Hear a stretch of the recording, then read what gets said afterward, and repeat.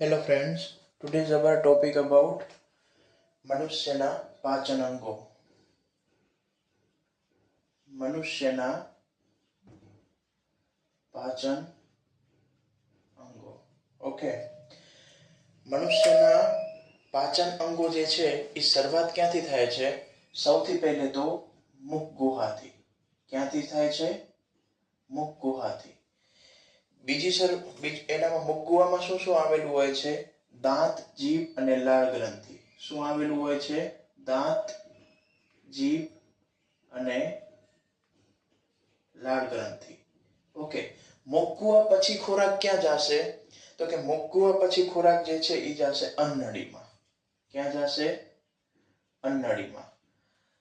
અન્નનળી પછી ખોરાક ક્યાં જશે? તો કે જઠરની અંદર. ક્યાં જશે? જઠરની અંદર. ઓકે, જઠર પછી શેમાં ખોરાક જશે? તો કે નાના આંતરડામાં. ક્યાં જશે? નાના આંતરડામાં. નાના આંતરડા પછી ખોરાક ક્યાં જશે? તો કે મોટા આંતરડામાં. મોટા આંતરડામાં. ઓકે, અને પછી ખોરાક ક્યાં જશે? મળાશય અને મળદ્વારમાં. મળાશય જ્યાં મળ સંગ્રહ થશે અને મળદ્વારમાં. ઓકે, તો આ મનુષ્યના શું થઈ ગયા? પાચન અંગો થઈ ગયા. ઓકે, અને સહાયક પાચન અંગો કયા છે? તો કે લાળ ગ્રંથિ, યકૃત અને સ્વાદુપિંડ. સહાયક પાચક ગ્રંથો કયા છે?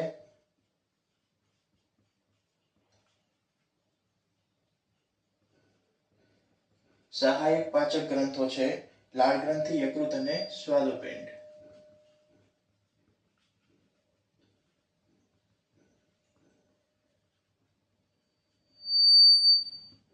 Okay, thank you.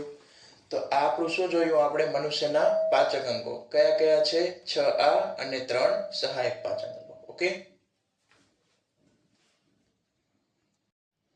Hello friends, હવે આપણે જોઈશું જીભની આકૃતિ અને તેનામાં આવેલી રચનાઓ. બરોબર છે? જીભની આકૃતિ શું હશે? આ ટાઈપની એની આકૃતિ હશે. બરોબર છે? નીચે ગળ્યો સ્વાદ હશે, તેની ઉપરની બાજુએ ખારો સ્વાદ હશે, તેની ઉપરની બાજુએ ખાટો સ્વાદ હશે અને તેની ઉપરની બાજુએ કડવો સ્વાદ હશે. બરોબર છે? જીભ ઉપર શું આવેલા હોય છે? વિવિધ રસાંકુરો આવેલા હશે. બરોબર છે? ઈ રસાંકુરો શું કરશે? સ્વાદ પારખવાનું કામ કરશે. બરોબર છે? રસાંકુરની અંદર પણ સ્વાદગ્રાહી કોષો આવેલા હશે. જે જગ્યાએ રસાંકુરો સંખ્યા વધારે હશે તે જગ્યાએ સ્વાદ જે છે એ જલ્દી પરખાશે. અહીંયા રસાંકુર વધુ હશે તો ગળ્યો સ્વાદ જલ્દી આવશે. અહીંયા રસાંકુર વધુ હશે તો ખારો સ્વાદ ઝડપી આવશે. એટલે કે ઝડપી સ્વાદ માટે રસાંકુરોની સંખ્યા માટે આધાર રાખે છે. બરોબર છે? જીભના ટેરવે કયો આવેલો હોય છે? ગળ્યો સ્વાદ, તેનાથી ઉપર ખારો સ્વાદ, તેનાથી ઉપર ખાટો સ્વાદ ને પછી કડવો સ્વાદ અનુભવાશે. ઓકે, તો આ થયું જીભની આકૃતિ અને તેમાં આવેલા વિવિધ સ્વાદોની પરખાણ. હેલો ફ્રેન્ડ્સ, હવે આપણે જોઈશું જીભના કાર્યો.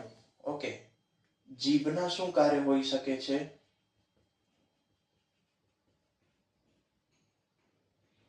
ઓકે, તો જીભના કાર્યો જે છે સૌથી પહેલે તો શું હોઈ શકે? સ્વાદ પારખવા. એ તો કોઈને કેવું જ ન પડે. ઓકે, શું હોઈ શકે છે? સ્વાદ પારખવાનું.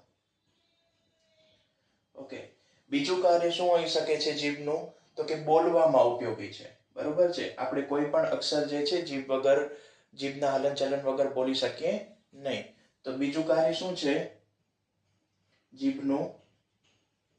બીજું કાર્ય શું છે? તો કે બોલવામાં. પેલું સ્વાદ પારખવામાં, બીજું બોલવામાં. ત્રીજું કાર્ય શું હોઈ શકે? તો કે ખોરાકમાં લાળ રસ ભેળવવાનું અને કોળિયાને ગળવામાં. ઓકે, ખોરાકમાં લાળ રસ ભેળવશે અને કોળિયાને ગળવામાં. ઓકે, તો જીભના મુખ્યત્વે 3 કાર્યો આપણે જોયા. કયા? તો કે પહેલું સ્વાદ પારખવા માટે, બીજું કાર્ય બોલવામાં અને ત્રીજું કાર્ય લાળ રસ ભેળવવામાં અને કોળિયાને ગળવામાં. Okay, thank you.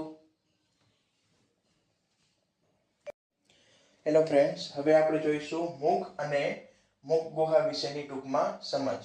ઓકે, તો કે ખોરાકનું અંતઃગ્રહણ મુખ દ્વારા થાય છે. ખોરાકનું ગ્રહણ કેના દ્વારા થશે? મુખ દ્વારા થશે. ખોરાકનું અંતગ્રહણ. કોનું? તો કે ખોરાકનું. ખોરાકનું અંતગ્રહણ મુખ દ્વારા થાય છે. મોંના અંદરના પોલાણને મુખ ગુહા કહે છે. ઓકે, મુખની અંદર આવેલું જે આપણું પોલાણ છે, જેમાં જીભ રહેલી છે, દાંત રહેલા છે, બરોબર છે, એ પોલાણ ભાગને શું કહીશું આપણે? મુખ ગુહા તરીકે ઓળખવામાં આવે છે. ઓકે, મુખ ગુહામાં શું આવેલું હોય છે? દાંત, જીભ અને લાળ ગ્રંથિઓ. મુખ ગુહામાં શું આવેલું હોય છે? દાંત, જીભ અને લાળ ગ્રંથિઓ આવેલી હશે. ક્લિયર? તો કે મુખ દ્વારા શું થશે? ખોરાકનું અંતગ્રહણ થશે.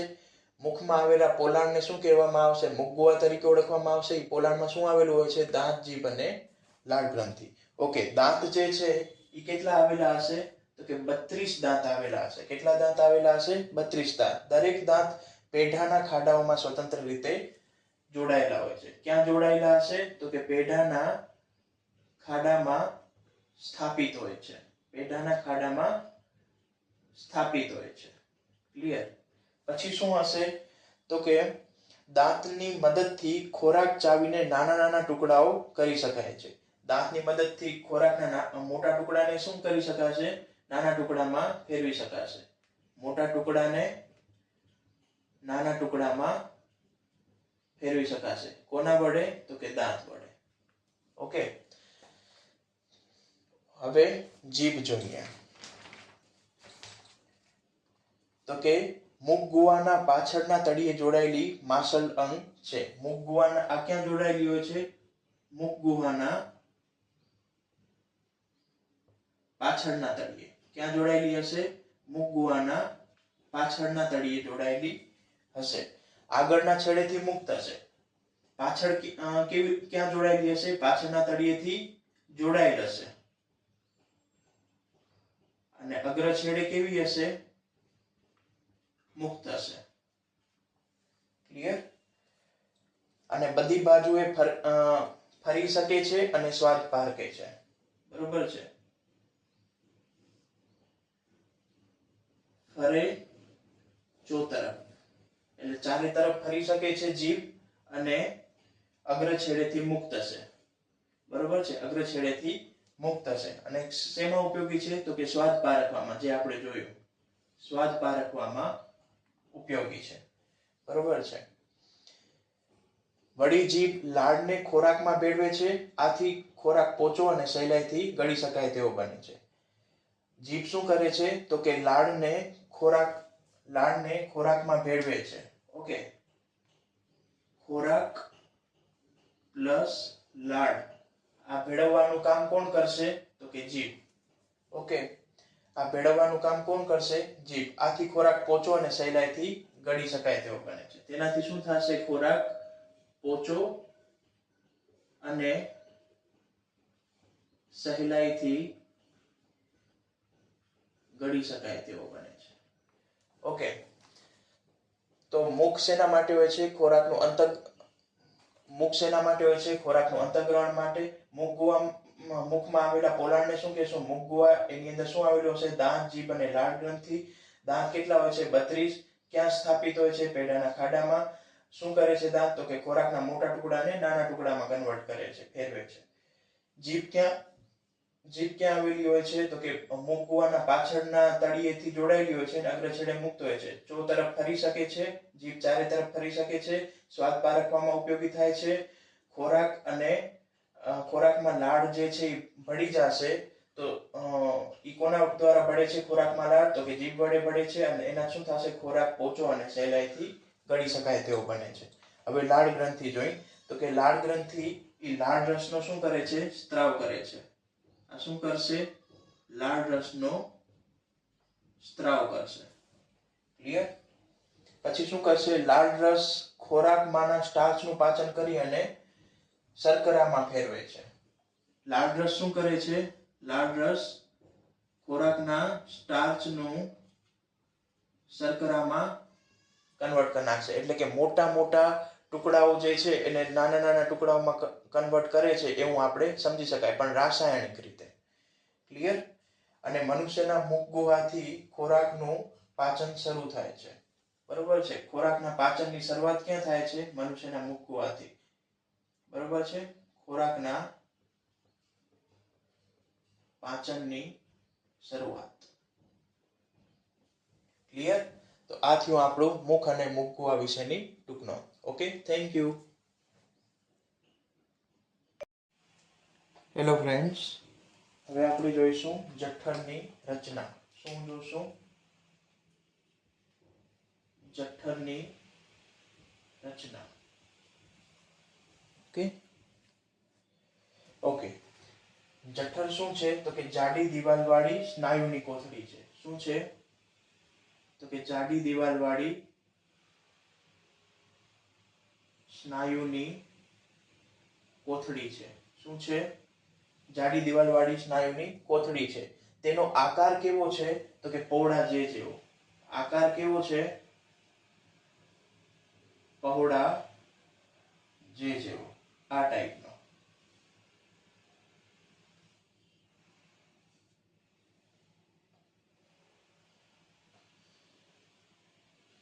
ઓકે, આ ટાઈપનો કાંઈ કહી શકાય. ઓકે, જાડી દિવાલવાળી સ્નાયુની કોથળી છે. આકાર જે જેવો છે. ઉપરથી અન્નનળી અને નીચેથી નાના આંતરડા સાથે જોડાયેલું હોય છે. તે શું હોય છે? તો કે ઉપરથી અન્નનળી અને નીચેથી ક્યાં જોડાયેલું હોય છે? નાના આંતરડા સાથે જોડાયેલું હોય છે. ઓકે, અહીંયા ઉપરની બાજુથી અન્નનળી સાથે જોડાયેલું હશે અને નીચેથી ક્યાં જોડાયેલું હોય છે? તો કે નાના આંતરડા. ઓકે, તે પાચન માર્ગનો સૌથી પહોળો ભાગ છે. તે પાચન માર્ગનો શું છે? સૌથી પહોળો ભાગ છે. આપણે મુખ ગુહાથી પાચનની શરૂઆત કરી હતી. બરોબર છે. તો એનામાં પાચન માટે સૌથી વિશાળ જગ્યા ક્યાં મળે છે? તો કે જઠરની અંદર મળે છે. બરોબર છે. તો કે પાચનનો સૌથી પહોળો માર્ગ છે. એમાં એને વિસ્તાર શું મળે છે? પાચન માટે વધારે મળે છે. અને તેની અંદર આડા, ઊભા અને ત્રાંસા સ્નાયુઓ આવેલા હોય છે. તેની અંદર આડા, ઊભા, ત્રાંસા એવા સ્નાયુઓ આવેલા હોય છે. શું આવેલું હોય છે? તો કે આડા, ઊભા અને ત્રાંસા સ્નાયુઓ આવેલા હશે. ક્લિયર? ખોરાક જ્યારે જઠરમાં હોય ત્યારે આ સ્નાયુઓ હલનચલનને લીધે ખોરાક વલોવાય છે. ખોરાક જ્યારે જઠરમાં હશે ત્યારે આ બધા આ સ્નાયુઓ જે છે, આડા, ઊભા, ત્રાંસા, એ સ્નાયુઓના હલનચલનને લીધે શું થશે? ખોરાક વલોવાશે. બરોબર છે. આ શું કામ કરે છે? તો કે ખોરાક વલોવાનું. બરોબર છે.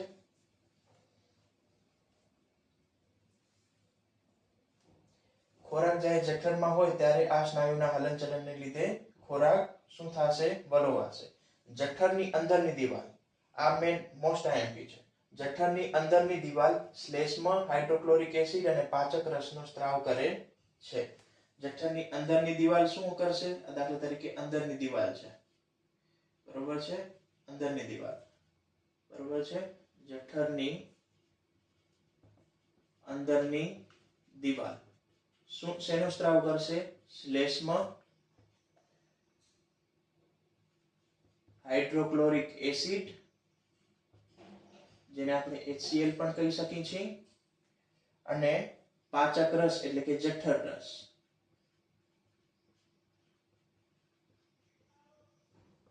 સ્ત્રાવ કરે છે.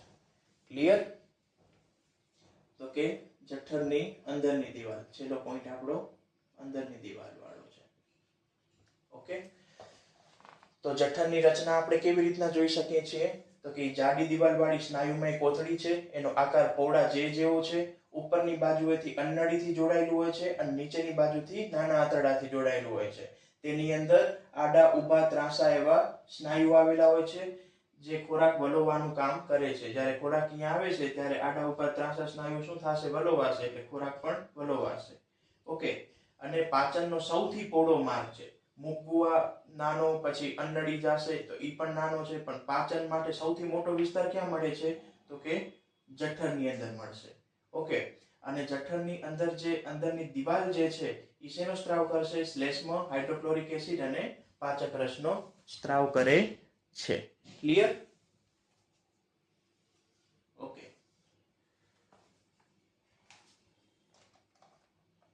હવે આપણે જોઈશું જઠરમાં અંદર થતી પાચન ક્રિયાઓ. એની અંદર પાચન ક્રિયાઓ કેવી રીતના થશે? પાચન ક્રિયા કેવી રીતના થશે આ તો ખબર પડી ગઈ. જાડી દિવાલવાળી સ્નાયુની કોથળી, આકાર પોળા જે જેવો, ઉપરની બાજુ અન્નળીથી, નીચેની બાજુ નાનું આંતરડું, આડા ઊભા ત્રાંસા સ્નાયુઓ, બરોબર છે, જે ખોરાક વલોવવાનું કામ કરશે. જઠરની અંદરની દિવાલ શ્લેષ્મ, હાઇડ્રોક્લોરિક એસિડ અને HCl. હવે આ જે છે ને પાચન ક્રિયામાં આ મહત્વનો ભાગ ભજવશે. બરોબર છે, શ્લેષ્મ, હાઇડ્રોક્લોરિક એસિડ અને જઠર રસ, આ જે છે એ મહત્વનો ભાગ ભજવશે. એ બધું પાચન ક્રિયામાં આવશે. તો સૌથી પહેલો મુદ્દો તો કે જઠરમાં ખોરાક આવે ત્યારે તેની અંદરની દિવાલમાંથી સ્ત્રવતા શ્લેષ્મ, હાઇડ્રોક્લોરિક એસિડ અને પાચક રસ ખોરાકમાં ભળે છે. આયો? બરોબર છે. જઠરની અંદર અહીંયા જ્યારે ખોરાક આવશે, બરોબર છે, ખોરાક આવી ગયો, જે આકારની અંદર ખોરાક આવી ગયો, પછી એની અંદર શું ભળશે તો કે શ્લેષ્મ, બીજું હાઇડ્રોક્લોરિક એસિડ, પછી જઠર રસ. આનો સ્ત્રાવ ખોરાક ભેગો થાય છે. ઓકે, આ પહેલો મુદ્દો. બીજો મુદ્દામાં શું આવશે તો કે શ્લેષ્મ જઠરની દિવાલને હાઇડ્રોક્લોરિક એસિડ થી રક્ષણ આપે છે. ઓકે, શ્લેષ્મનો સ્ત્રાવ શું કામ થયો તો કે HCl. HCl શું છે? એસિડ. એસિડ કેવું હોય? હાથને અડી તો પણ જલી જાય. તો જઠરની અંદર પણ એસિડ છે, પણ મંદ છે, તો જઠરની અંદર પણ થાય તો જઠરે જલી જાય. તો શ્લેષ્મ શું કામ સ્ત્રાવ થાય તો કે શ્લેષ્મ એની આસપાસ, દિવાલની આસપાસ લાગી જશે તો એ જઠરને જલાવશે નહીં. બરોબર છે. તો શ્લેષ્મનું કાર્ય શું છે? શ્લેષ્મનું કાર્ય શું છે તો કે HCl થી જઠરને રક્ષણ આપવું. ઓકે, જેથી જલી ન જાય. ઓકે, પછી હાઇડ્રોક્લોરિક એસિડ, શ્લેષ્મનું તો આ કાર્ય. પછી HCl નું શું કામ તો કે HCl જે છે ખોરાકમાં આવેલા બેક્ટેરિયાનો નાશ કરે છે અને એસિડિક માધ્યમ પૂરું પાડે છે. શું કરશે તો કે હાઇડ્રોક્લોરિક એસિડ શું કરશે તો કે ખોરાકમાં આવેલા બેક્ટેરિયાનો નાશ કરશે. ખોરાકના બેક્ટેરિયાનો નાશ કરશે. ઓકે, બીજું શું કરશે? એસિડિક માધ્યમ, પોતે એસિડ છે તો કે એસિડિક માધ્યમ પૂરું પાડશે જેથી ખોરાક પચી જાય. ક્લિયર? અને પાચક રસોને કાર્યરત કરશે. પાચક રસોને શું કરશે? એક્ટિવેટ કરી નાખશે, કાર્યરત કરશે. ઓકે, એસિડ ની સિમ્પલ આપણે શું જોઈ શકીએ? ગરમ હોય, બરોબર છે, એસિડ ગરમ હોય તો ખોરાકના બેક્ટેરિયાને શું કરી નાખશે? નાશ કરી નાખશે, કેમ કે ગરમ હોય, સ્વભાવે ગરમ હોય. એસિડિક માધ્યમ પૂરું પાડશે, એ તો છે જ. અને પાચક રસ જે છે એને કાર્યરત કરશે. ગરમ હોય એટલે પાચક રસને શું કરી નાખશે? એક્ટિવેટેડ કરી નાખશે. નેચરથી ગરમ, ઓમ ગરમ નહીં. બરોબર છે, એટલે નેચરથી ગરમ એટલે ઓમ ગરમ જ કહી શકાય. ઓકે, પાચક રસ પ્રોટીનનું અંશતઃ પાચન કરે છે. ઓકે, પાચક રસ શું કરશે? પાચક રસ કે જઠર રસ તો કે પ્રોટીનનું અંશતઃ પાચન કરે છે. ક્લિયર? અને જઠરમાં ખોરાક બરોબર વલોવાય છે અને અર્ધ પ્રવાહી બને છે. જઠરમાં ખોરાક શું થાય છે? બરોબર વલોવાશે. કોના દ્વારા વલોવાશે? આડા ઊભા અને ત્રાંસા સ્નાયુ વડે. ઓકે, તો કે જઠરમાં ખોરાક બરોબર વલોવાય. ખોરાક કોના દ્વારા? ઓમ તો સ્નાયુ વડે. એની અંદર આવેલા આડા ઊભા અને ત્રાંસા સ્નાયુ વડે ખોરાક વલોવાશે. અને ખોરાક કેવો બને છે? પૂરેપૂરો પ્રવાહી નથી બનતો, અર્ધ પ્રવાહી, એટલે અડધો ઘન અને અડધો પ્રવાહી બની જશે. ક્લિયર? અને જઠરના અર્ધ પ્રવાહી ખોરાકની અમુક ખટાશને લીધે જઠરનું નીચલું દ્વાર ખુલે છે અને ખોરાક નાના આંતરડામાં જશે. પછી ખોરાક ક્યાં જશે? જઠરમાંથી નાના આંતરડામાં શું જશે? ખોરાક. શું કામ જશે? તો કે ખોરાકની અંદર HCl ની જે ખટાશ રહી ગઈ છે, બરોબર છે, HCl સ્વભાવે ગરમ હતું તો એનામાં ખોરાકમાં પણ થોડું ગરમાટ રહી જશે, તો એ ખોરાકની સાથે ગરમાટ હશે તો એ નીચેનો દ્વાર જઠરનો ખુલી જશે, નાના આંતરડામાં પ્રવેશ કરી જશે. ઓકે, તો કે ખોરાક ની ખટાશને લીધે. ખટાશ શેના દ્વારા આવી? તો કે HCl ને કારણે. અને HCl ને કારણે ખટાશ આવી એટલે થોડો ખોરાક ગરમાટ જેવો થઈ ગયો અને નીચેની બાજુ ખુલી જશે એટલે બહાર નીકળી જશે. ઓકે, તો જઠરની રચના સમજમાં આવી ગઈ. હવે પાચન ક્રિયામાં શું આવશે? પાચન ક્રિયામાં ખોરાકની અંદર શું ભળશે? શ્લેષ્મ HCl જઠર હશે, બરોબર છે. શ્લેષ્મનું કાર્ય શું છે? તો કે HCl થી જઠરને રક્ષણ આપવાનું, બરોબર છે. HCl નું કામ શું છે? તો કે ખોરાકના બેક્ટેરિયાનો નાશ, એસિડિક માધ્યમ ખોરાકને પૂરું પાડવું અને પાચક રસને કાર્યરત કરવું. પાચક રસનું શું કાર્ય? પ્રોટીનનું અંશતઃ પાચન. હવે બરોબર ખોરાક શું થશે? વલોવાશે. કેના દ્વારા? આડા ઉભા ત્રાંસા સ્નાયુ વડે. ખોરાક શું થશે? અર્ધપ્રવાહી થશે. અને અર્ધપ્રવાહી ખોરાક શું થશે? જઠરમાંથી નાના આંતરડામાં ખોરાક ચાલ્યો જશે, બરોબર. હેલો ફ્રેન્ડ્સ, હવે આપણે જોઈશું નાના આંતરડાની રચના. ઓકે, નાના આંતરડાની રચના.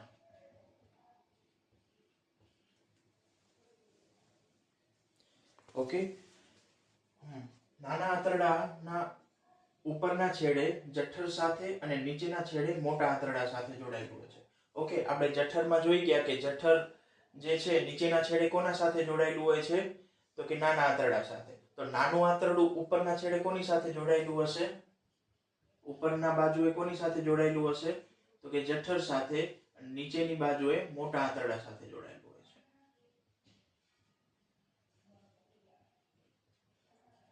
ઓકે, પછી છે તેની લંબાઈ કેટલી છે? 7.5 મીટર. તેની લંબાઈ કેટલી છે? 7.5 મીટર જેટલી એની લંબાઈ છે. ઓકે, જાણ માટે કહી દો, મોટા આંતરડાની લંબાઈ કેટલી છે? 1.5 મીટર. અને આની લંબાઈ કેટલી છે? 7.5 મીટર. એટલે મોટું આંતરડું ખાલી કેવા પૂરતું જ મોટું આંતરડું છે, બાકી વાસ્તવમાં મોટું જે છે ને એ નાનું આંતરડું છે. ઓકે, લંબાઈની દ્રષ્ટિએ. ઓકે, તે પેટના પોલાણમાં ગૂંચળું વળીને ગોઠવાયેલું હોય છે. ઓકે, તે પેટના પોલાણમાં કેવી રીતના હોય છે? પેટના પોલાણમાં ગૂંચળું વળીને ગોઠવાયેલું હોય છે. કેવી રીતના? આ રીતે.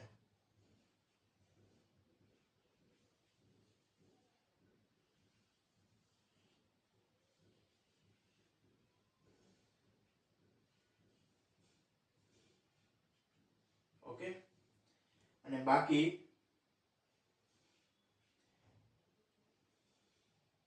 આ છે મોટું આંતરડું અને આ છે નાનું આંતરડું.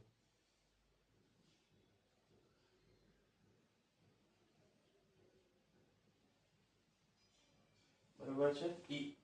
લંબાઈમાં આ જે છે એ મોટું હોય છે અને આ જે છે એ નાનું હોય છે. તો આ થયું નાનું આંતરડું. ક્લિયર? ઉપરના છેડે જઠરથી જોડાયેલું હશે, નીચેના છેડેથી મોટા આંતરડાથી જોડાયેલું હશે. લંબાઈ 7.5 મીટર. પેટના પોલાણમાં ગૂંચળા ભર્યું હોય છે, બરોબર છે. તેના શરૂઆતનો ભાગ સી આકારનો હોય છે, બરોબર છે. આપણે અહીંયા થોડુંક બરોબર દોર્યું નથી, પણ એનો શરૂઆતનો ભાગ કેવો હોય છે? સી આકારનો હશે. ક્લિયર? જેને પક્વાશય તરીકે ઓળખવામાં આવે છે. જેને શેના તરીકે ઓળખવામાં આવે છે? પક્વાશય તરીકે ઓળખવામાં આવે છે. તો પરીક્ષામાં પૂછે કે પક્વાશય એટલે શું? તો કે નાના આંતરડાના શરૂઆતનો ભાગ સી આકારનો હોય છે, તેને પક્વાશય તરીકે ઓળખવામાં આવે છે. નાના આંતરડાની અંદરની દિવાલમાં આંગળી જેવા પ્રવર્તો હોય છે. અંદરની તરફ શું હશે? અંદરની તરફ આંગળી જેવા પ્રવર્તો આવેલા હશે. ક્લિયર? અંદરની તરફ શું હશે? તો કે અંદરની તરફ આંગળી જેવા પ્રવર્તો આવેલા હોય છે, જેને રસાંકુરો કહે છે. જેને રસાંકુરો અથવા તો શોષણ કેન્દ્રો કહે છે. ક્લિયર? ઓકે. નાના આંતરડાના શરૂઆતના ભાગમાં યકૃતમાંથી સ્ત્રવતો અને પિત્તાશયમાં સંગ્રહ પામતો પિત્તરસ સ્વાદુપિંડ દ્વારા સ્ત્રવતો સ્વાદુરસ આવે છે. ઓકે, તો કે નાના આંતરડાના શરૂઆતના ભાગમાં, નાના આંતરડાના શરૂઆતનો ભાગ શું છે? પક્વાશય. તો કે નાના આંતરડાના શરૂઆતના ભાગમાં યકૃતમાંથી સ્ત્રવતો અને પિત્તાશયમાં સંગ્રહ પામેલ પિત્તરસ, અહીંયા છે પિત્તરસ આવે છે. ક્લિયર? અહીંયા શું આવે છે? પિત્તરસ આવે છે. પિત્તરસનો સ્ત્રાવ ક્યાંથી થાય છે? તો કે સ્ત્રાવ યકૃતમાંથી થાય છે અને સંગ્રહ શેમાં થાય છે? પિત્તાશયમાં. સંગ્રહ ક્યાં થાય છે? પિત્તાશયમાં. અને સ્વાદુપિંડ દ્વારા સ્ત્રવતો સ્વાદુરસ આવે છે. અને અહીંયા બીજું શું આવશે? તો કે સ્વાદુરસ પણ આવે છે. જે ક્યાંથી સ્ત્રાવ થાય છે? સ્ત્રાવ ક્યાંથી થાય છે? તો કે સ્વાદુપિંડમાંથી. ક્લિયર? આ ઉપરાંત નાના આંતરડાની અંદરની દિવાલમાં આંતરરસ પણ સ્ત્રાવ થાય છે. નાના આંતરડાની અંદરની દિવાલમાં શું થાય છે? નાના આંતરડાની અંદરની દિવાલમાં શું સ્ત્રાવ થાય છે? આંતરરસ. ઓકે. હા, તો નાના આંતરડાની રચનામાં શું કહી શકશું? ઉપરની બાજુએ જઠરથી જોડાયેલું હોય છે, નીચેની બાજુએ મોટા આંતરડાથી જોડાયેલું હોય છે, લંબાઈ એની 7.5 મીટર હોય છે, પેટના પોલાણમાં ગૂંચળા ભર્યું હોય છે. બરોબર છે?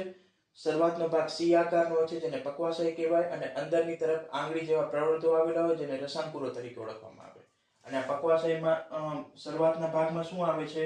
તો કે પિત્તરસ આવે છે અને સ્વાદુરસ આવે છે. પિત્તરસનો સ્ત્રાવ યકૃતમાંથી થાય છે અને સંગ્રહ પિત્તાશયમાં થાય છે. એટલે કે બરોબર છે. અને સ્વાદુરસનો સ્ત્રાવ ક્યાં થાય છે? સ્વાદુપિંડમાં થાય છે. અને નાના આંતરડાની અંદરની દિવાલમાંથી પણ આંતરરસનો સ્ત્રાવ થાય છે. ઓકે. હેલો ફ્રેન્ડ્સ, હવે આપણે જોશું નાના આંતરડામાં થતી પાચન ક્રિયા. નાના આંતરડામાં થતી પાચન ક્રિયામાં શું આવશે? તો કે જઠરમાંથી ખોરાક ક્યાં આવશે? નાના આંતરડામાં. નાના આંતરડામાં મુખ્યત્વે કયા અંતઃસ્ત્રાવો મતલબ સ્ત્રાવ થતો હતો? એક પિત્તરસ, સ્વાદુરસ અને આંતરરસ. અને ચોથું હતું એક હજી આંગળી જેવા પ્રવર્તો રસાંકુરો. બસ આ ચારનું જ મેઇન કામ છે. બરોબર છે? ખોરાકમાં પિત્તરસ અને સ્વાદુરસ ભળશે. પિત્તરસ ચરબીનું પાચન કરશે, સ્વાદુરસ કાર્બોદિત, ચરબી અને પ્રોટીનનું પાચન કરશે. ઓકે. કાર્બોદિતમાંથી બનશે ગ્લુકોઝ, ચરબીનું પાચન થઈને બનશે ફેટી એસિડ અને ગ્લિસરોલ, પ્રોટીનનું પાચન થઈને બનશે એમિનો એસિડ. ઓકે. આંતરરસ શું કરશે? તો કે જઠરમાં ખબર છે છેલ્લે અર્ધપ્રવાહી ખોરાક બચ્યો હતો, તો એ અર્ધપ્રવાહી કે અર્ધપાચિત ખોરાકનું પાચન પૂર્ણ કરી નાખશે આંતરરસ. ઓકે. અને ખોરાક લાંબો સમય સુધી નાના આંતરડામાં રહે છે અને ત્રણેય પાચક રસથી ખોરાકનું પાચન પૂર્ણ થાય છે. અને પચેલો જે કોઈ ખોરાક છે એનામાં જે પોષક દ્રવ્યો રહેલા છે એનું શોષણ કોના વડે થાય છે? રસાંકુરો વડે થાય છે. તો આ હતું નાના આંતરડાની પાચન ક્રિયા. હેલો ફ્રેન્ડ્સ, હવે આપણે જોશું મોટા આંતરડાની રચના અને કાર્ય. ઓકે. મોટા આંતરડાની રચના તથા કાર્ય. ઓકે. રચનામાં શું આવશે? તો કે મોટું આંતરડું નાના આંતરડા સાથે જોડાયેલું હોય છે. બરોબર છે? મોટું આંતરડું કોની સાથે જોડાયેલું હોય છે? નાના આંતરડા સાથે.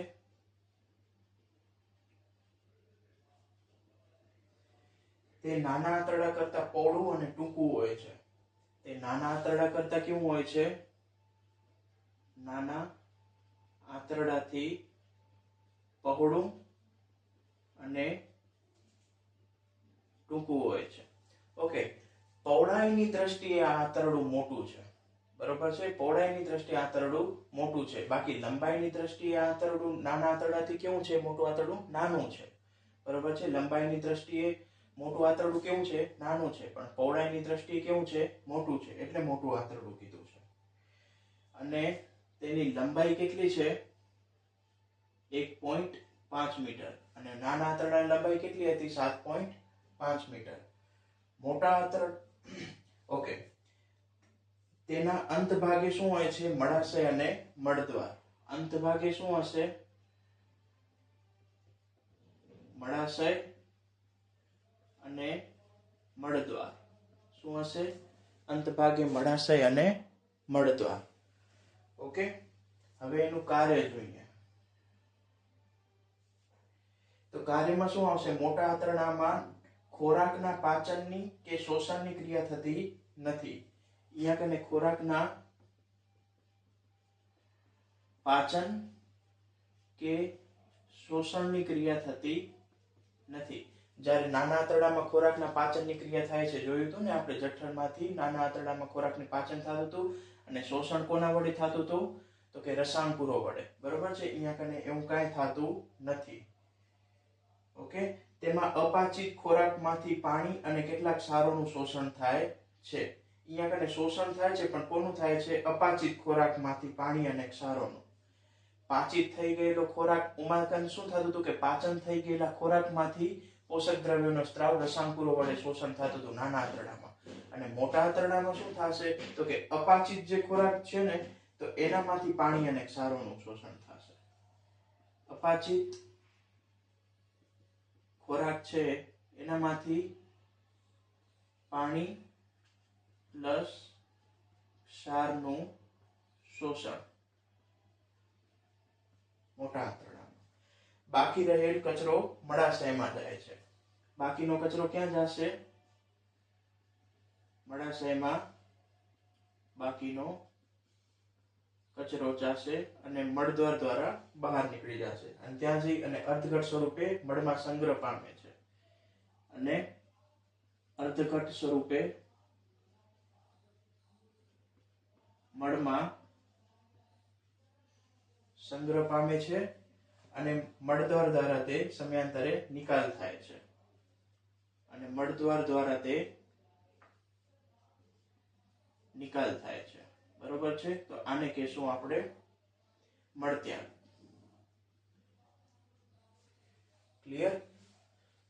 ઓકે, તો મોટા આંતરડાની રચના અને કાર્યમાં આપણે શું જોયું? મોટા આંતરડાની રચનામાં આપણે મોટું આંતરડું જે છે એ નાના આંતરડાથી જોડાયેલું હોય છે. બરોબર છે? નાના આંતરડા કરતા તે પહોળું અને ટૂંકું હોય છે. લંબાઈ 1.5 મીટર હોય છે. બરોબર છે? લંબાઈની દ્રષ્ટિએ તે નાનું છે, પરંતુ પહોળાઈની દ્રષ્ટિએ મોટું હોવાથી તેને મોટું આંતરડું કીધું છે. અંત ભાગે મળાશય અને મળદ્વાર આવેલા છે. કાર્ય શું છે? તો કે ખોરાકનું પાચન અને શોષણ થતું નથી. બરોબર છે? અને અપાચિત ખોરાક જે કોઈ પણ હોય છે, બરોબર છે, એનામાંથી પાણી અને ક્ષારનું શોષણ થાય છે. નાના આંતરડામાં પાચિત ખોરાકમાંથી પોષક દ્રવ્યોનું શોષણ થતું હતું રસાંકુર વડે. અને અહીંયા અપાચિત ખોરાક વડે પાણી અને ક્ષારનું શોષણ થાય છે. બાકી પછી ક્યાં જાય છે ખોરાક? તો કે બાકીનો કચરો જે છે, અપાચિત ખોરાક, એ મળાશયમાં અર્ધઘટ સ્વરૂપે સંગ્રહ પામે છે અને મળદ્વાર દ્વારા નિકાલ થાય છે. તેને મળત્યાગ કહે છે. બસ આટલું સિમ્પલ વસ્તુ હતી મોટા આંતરડા વિશે. ક્લિયર? હેલો ફ્રેન્ડ્સ, હવે આપણે જોશું નાના આંતરડા અને મોટા આંતરડા વચ્ચેનો તફાવત. ઓકે, તો શું કહી શકીએ એમાં? તો કે નાનું આંતરડું મોટા આંતરડા કરતા કેવું હોય છે? લાંબુ છે લંબાઈમાં. અને મોટું આંતરડું નાના આંતરડાથી ટૂંકું છે લંબાઈમાં. ઓકે, એક્ઝેક્ટ લંબાઈ કેટલી છે? તો કે નાના આંતરડાની લંબાઈ છે 7.5 મીટર અને મોટા આંતરડાની લંબાઈ છે 1.5 મીટર. ઓકે, નાનું આંતરડું મોટા આંતરડાથી ઓછું છે પહોળાઈમાં. ઓકે, અને મોટું આંતરડું નાના આંતરડાથી વધુ છે પહોળાઈમાં. પહોળાઈમાં વધારે છે ને એટલા માટે મોટું આંતરડું મોટું છે. ઓકે, અને નાનું આંતરડું લંબાઈમાં વધારે છે એટલે શું થશે? ગૂંચવણ ભરી રચના એની થઈ જશે. તો નાનું આંતરડુંમાં ગૂંચળામય રચના હોય છે. આનામાં મોટા આંતરડામાં ગૂંચળામય રચના હોતી નથી, સાદી જ રચના હોય છે, જે આપણે આગળ જોયું. બરોબર છે? હવે નાના આંતરડામાં પચેલા ખોરાકમાંથી પોષક દ્રવ્યોનું રસાંકુર વડે શોષણ થાય છે. બરોબર છે? અને મોટા આંતરડામાં શું શોષણ થાય છે તો કે આનામાં પચેલા ખોરાકમાંથી આનામાં અપચેલા ખોરાકમાંથી એટલે કે અપાચિત ખોરાકમાંથી પાણી પ્લસ ક્ષારનું શોષણ થાય છે, બરોબર છે. પછી નાના આંતરડામાં ખોરાકનું પાચન અને શોષણ જોવા મળે છે અને મોટા આંતરડામાં ખોરાકનું પાચન અને શોષણ જોવા મળતું નથી. ઓકે, નાના આંતરડામાં પાચક રસ એટલે કે આંતરરસ ઉત્પન્ન થાય છે અને મોટા આંતરડામાં પાચક રસ કે ઉત્પન્ન થતો નથી. ઓકે, અચ્છા, નાના આંતરડામાં એક સ્વાદુરસ અને પિત્તરસ જે ઉત્પન્ન થતો હતો એ નાના આંતરડામાં ઉત્પન્ન નતો થતો, એ ઉત્પન્ન ક્યાં થતો હતો? બીજી જગ્યાએ, બરોબર છે. યુઝ ક્યાં થતો હતો? નાના આંતરડામાં. ઓકે, ઉત્પન્ન તો એક જ રસ થતો હતો, આંતરરસ. Okay, thank you. Hello friends, હવે આપણે જોઈશું યકૃત અને સ્વાદુપિંડ વિશે ટૂંકમાં સમજ. ઓકે, યકૃત અને સ્વાદુપિંડ વિશે ટૂંકમાં સમજ. ઓકે, યકૃત શું છે તો કે તે જઠરની જમણી બાજુએ ઉપરના ભાગે આવેલી ગ્રંથિ છે. જઠરની કઈ બાજુએ? જઠરની જમણી બાજુએ ઉપરના ભાગે આવેલી ગ્રંથિ છે. ઉપરના ભાગે આવેલી ગ્રંથિ છે. જઠરની જમણી બાજુએ ઉપરના ભાગે આવેલી ગ્રંથિ છે. તે શરીરની સૌથી મોટી ગ્રંથિ છે. આ શું છે? સૌથી મોટી ગ્રંથિ છે. તે શું છે? શરીરની સૌથી મોટી ગ્રંથિ છે. ઓકે, તે લાલાશ પડતા બદામી રંગની છે. રંગ કેવો છે? લાલાશ પડતો બદામી.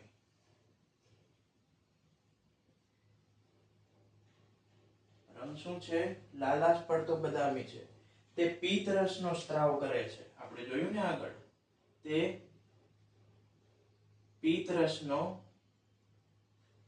સ્ત્રાવ કરે છે. પિત્તરસ શું કરે છે? ચરબીના મોટા ગોલકોને નાના ગોલકોમાં ફેરવે છે. ઓકે, અને પિત્તાશય નામની યકૃતની નીચે આવેલી કોથળીમાં સંગ્રહ પામે છે. પિત્તરસનો સ્ત્રાવ કરે છે, બરોબર છે. આનું કાર્ય શું છે તો કે ચરબીના મોટા ગોલકને નાના ગોલકમાં રૂપાંતર કરવાનું.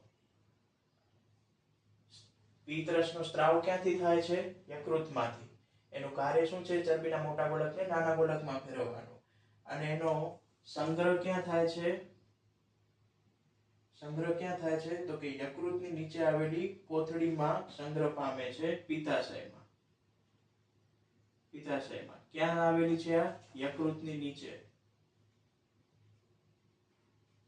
બરોબર છે. યકૃતને બીજી ભાષામાં શું કહેવાય? લીવર.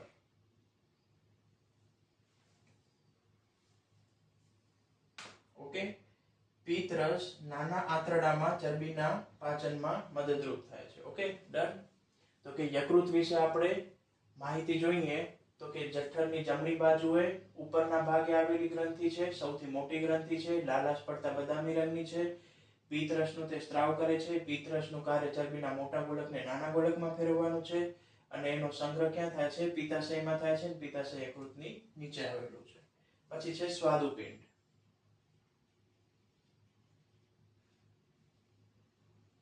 ઓકે, સ્વાદુપિંડ.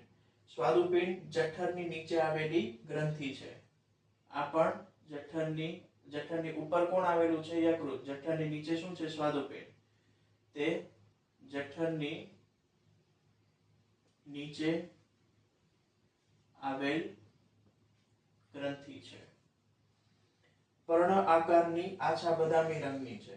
પર્ણ આકારની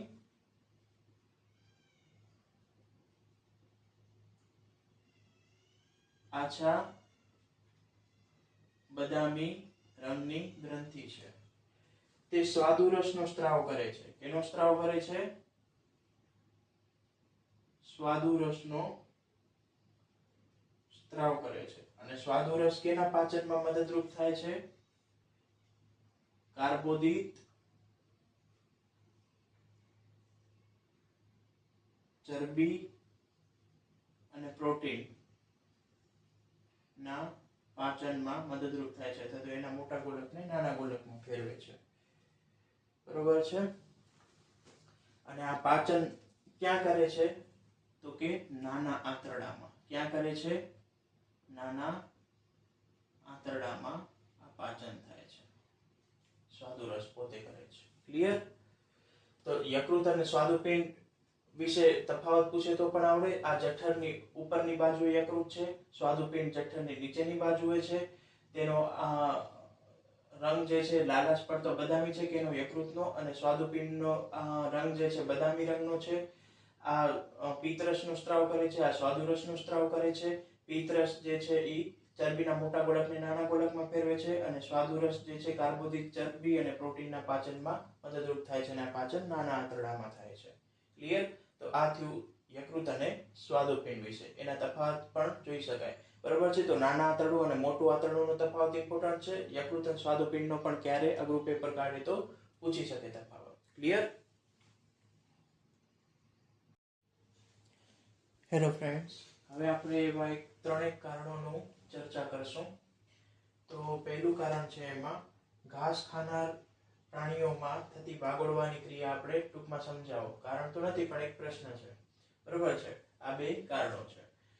ઘાસ ખાનાર પ્રાણીઓમાં વાગોળવાની ક્રિયા કેવી હોય છે? તો કે ઘાસ ખાનાર પ્રાણીઓ કયા? ગાય, ભેંસ, બકરી વગેરે. એ પ્રાણીઓ શું કરશે? ઝડપથી ઘાસ કડી જાય છે, બરોબર છે. આપણે એને ખાવાનું કંઈક આપવા જઈએ તો એ ઝડપથી ખાવાનું ખાઈ જાય છે.